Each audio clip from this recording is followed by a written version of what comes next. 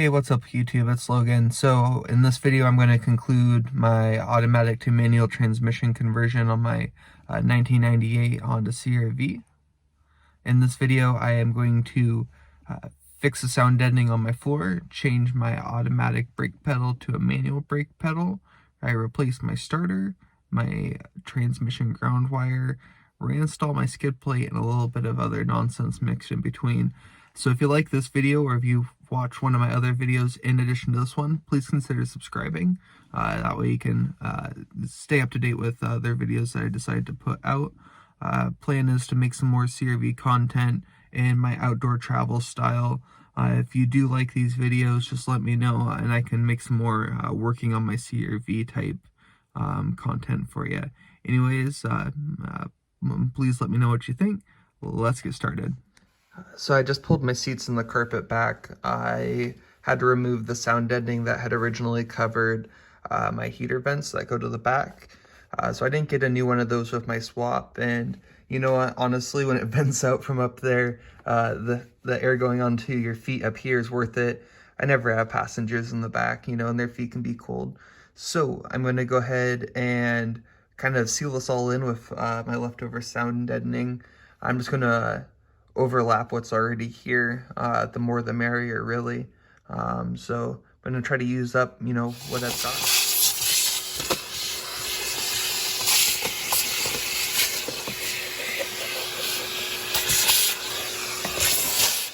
Alright, so now I have it all wrapped up.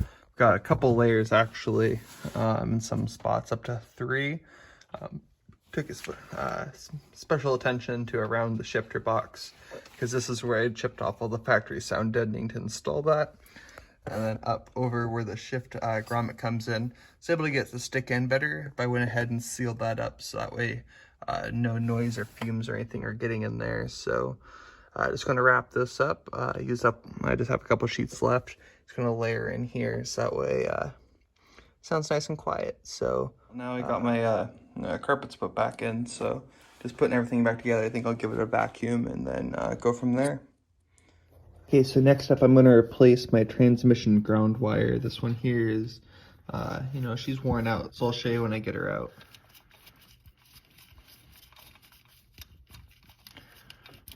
And got her. Alright, so here's the new versus old.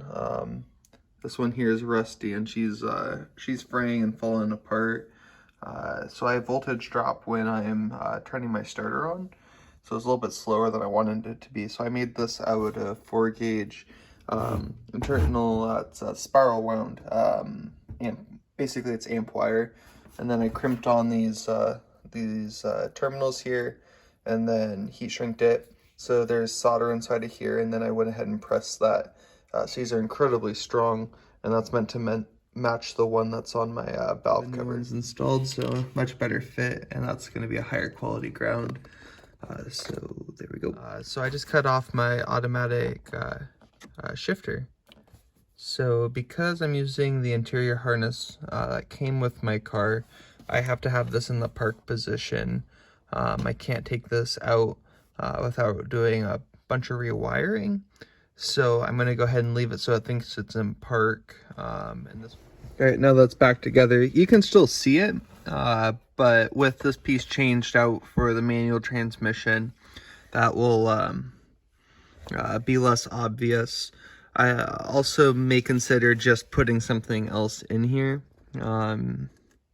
We'll see what goes there. So the reason why I decided to keep that is that way I can take my key in and out.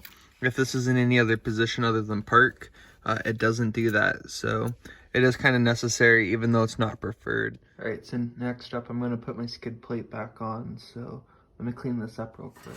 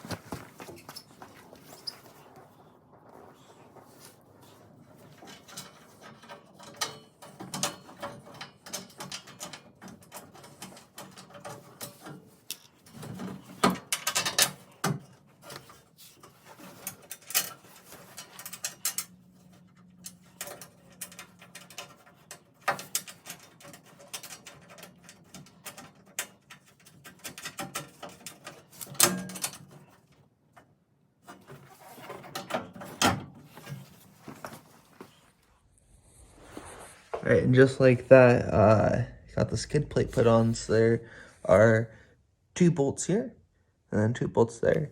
And then there's 2 bolts that attach to the bumper up there. So that's all there is to it. So she's a little banged up here, but you know, it's because I use it. So that's the ASR skid plate. If any of you guys are interested in getting one as well. Matt.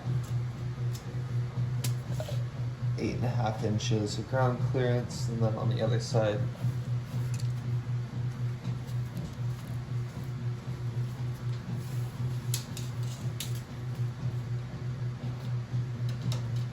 also got 8.5 inches of ground clearance, so not too bad. I'm sure it'd be higher if the KO2s are 26 inches tall there, and that's the 215/75 15 size.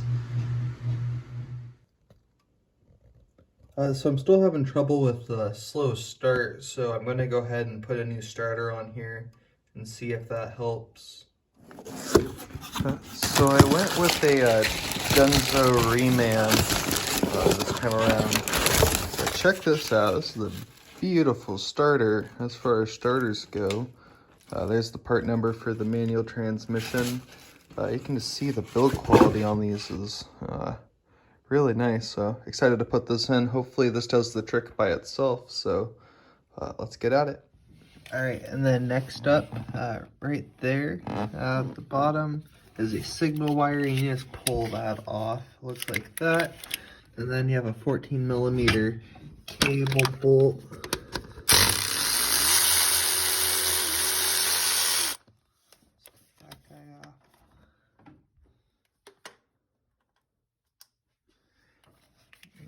This will just pull out like that, and then you have focus 14 14.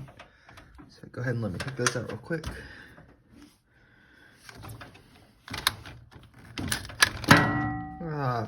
Darn it. Cool. Then after those 2 bolts are taken out, it just comes out of the engine bay. Let's go ahead and put this new one in. There it is in all of its glory.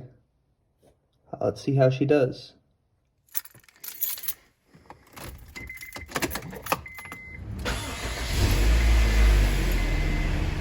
There we go.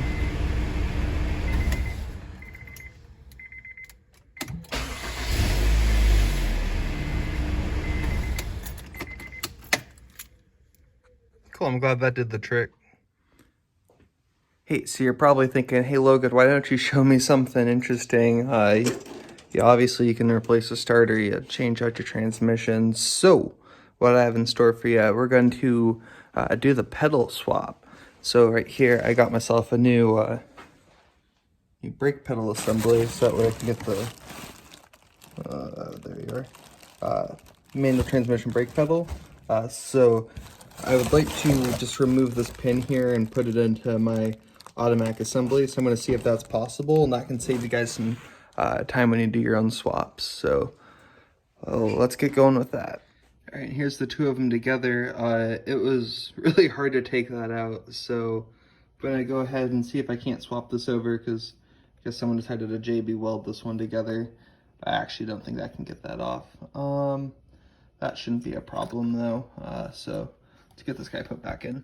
Alright, so everything lines up, so the hard part about this is getting that spring layer to clip onto the back of the pedal. I've been messing with it for a good 15 minutes now, so I'm going to keep working on it, and that's definitely the hardest part about doing this, is getting that spring on and off. Careful, I'm starting to think that this wasn't such a good idea, so I'm going to go put a band-aid on this. And I did it. Got that spring on, just need to tighten that bolt and put my cotter pin in, and I've got 3 pedals. So final notes, the nut goes towards the driver's pedal, and so does the cotter pin. There's a little square hex on the back of there. That only fits in one way, so just save yourself some time. I do think that this was faster than changing the entire assembly and swapping over the throttle cables, so would recommend doing it this way. Just need some persistence. Be easier if you took your driver's seat out and laid down flat in the car.